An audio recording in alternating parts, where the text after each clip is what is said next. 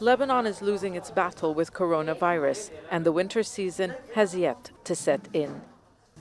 Doctors are treating patients in this hospital's emergency wards in Beirut because beds are no longer available. The country's health sector is overwhelmed. We are seeing too many patients that are going from hospital to another for mainly 2 days, 3 days, over 3, 4, 5 days, just looking for a hospital to receive these patients. And these patients, they are not finding a place to be admitted. And at the end, they are coming to the last hospital where they are admitted, and they are not doing good. More than half of the nearly 50,000 active cases in a nation of 6 million people have occurred in the past few weeks. The main gate for the ER is completely closed because we cannot anymore for today or for at least the coming hours to receive any new patient.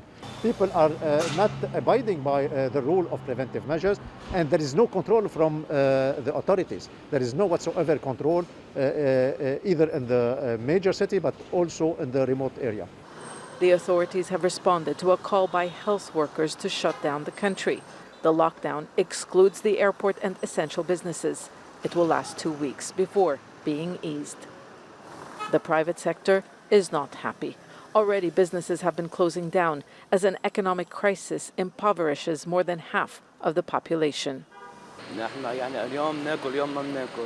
There are days people can't afford to eat. It's a difficult time. A lockdown hurts many people. Instead, people should cooperate and wear masks, and the authorities should be strict in enforcing rules. It will be the second nationwide closure since March. At that time, the cash-strapped government couldn't help the poor. Since then, many more have become vulnerable, but authorities say they have little option to contain the outbreak.